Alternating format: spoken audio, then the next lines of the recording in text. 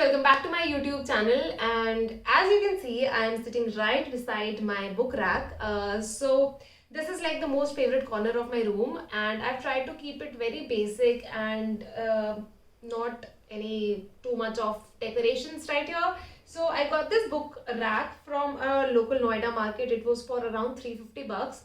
And then this my collection of books, it's over a period of time. I got it from online bookstores, and that 200 per rupee wala counter that you get in the markets or malls. And these mason jars are from Archie's. I rarely use them. And this plant holder was a gift, and this plant is dual, by the way. So this is my most favorite corner. In the daytime it looks like this, but in the nighttime I try to decorate with some fairy lights and it looks very beautiful. And yes, so this video is going to be about 5 books that you must read if you are a non-reader. Now, I'm not an avid reader, but I try to fall in that category every once in a while. Since everybody of us is locked down right now, I think this is the best time that you can go and read out the books. Even if you don't have these books that I'm going to mention in the video, you can go check out some ebooks or read the books that you already have but are procrastinating to read that.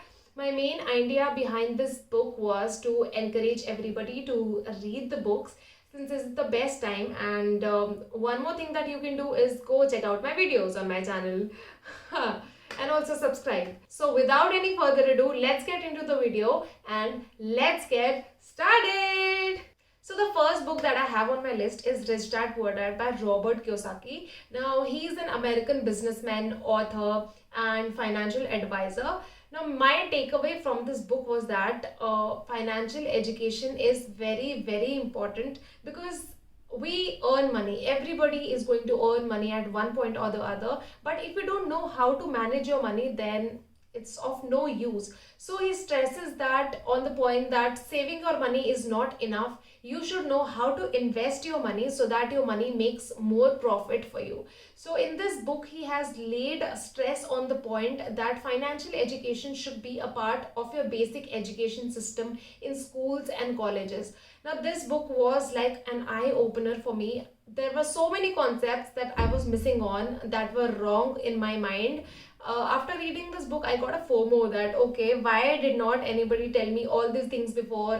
And this book is so well written that even a common man can understand what is written in this book. There are no like big words or typical financial terms that you might not understand. So one such example that I liked in the book was that if you are running a business that you have to attend to 24/7, then that's not a business, that's your job. You must hire smart people to look after your business.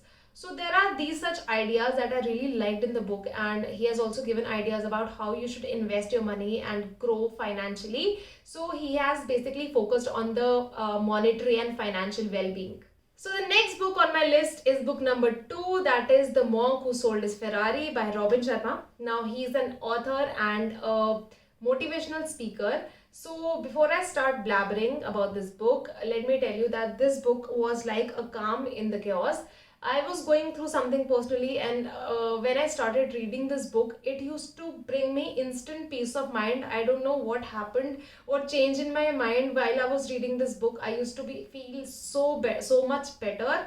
So this book is quite different, like opposite to the Rich Dad Poor Dad, in the sense that Rich Dad focuses on the monetary well-being and this book focuses on your spiritual and mental health. So this book focuses on a US lawyer that is extremely workaholic. He just works and works day and night, and then one day he gets a heart attack, and then he realizes that maybe it is nature's way to tell him to slow down. So he leaves his job, leaves US and goes to Himalayas, and there he practices the ancient culture, and then he has a changed perspective towards life.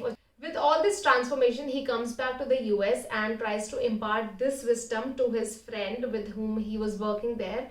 So this book is basically about all the lessons that he has been taught in the Himalayas. So this book really helps to answer your questions related to life, and it also brings about a peace of mind, which is what we need right now. So the next book on my list is book number 3, and that is Ikigai by Hector Joshua and Francis Miralles. I'm really sorry if I have pronounced that wrong. So Ikigai is a Japanese concept which means a reason for being. This book is based on a Japanese tribe that lives a long life, and their concept is Ikigai, which means that you have a reason to jump out of bed every morning. So they tell you that you should worry less, and you should exercise, the type of exercises that you should do, the food intake that you should have, the types of food that you should include in your daily meal. So I think it's a very easy breezy and light-hearted book, and it's good for casual reading. So I think beginners can really start with this book and develop their interest towards reading. Now the next book on my list is book number 4, that is Wish I Could Tell You by Joy Datta. Now he's a Bengali author, and I attended the launch of this book last year. It was in CP, and I have a complete video on the book event. If you want, I will link it down in the description box. Yet another romantic suspense. I mean, this book is just like wow. So what happens is that there is a guy and a girl who work at a fundraiser company. So this company raises funds for people, like medical funds, like Milap and Impact Guru. And this guy working there is attacked by his enemy, and then this girl tries to save this guy by raising funds through this company as well. Now the suspense starts when you reach towards the middle of the book, and once I reached the suspense, I was like, oh my god.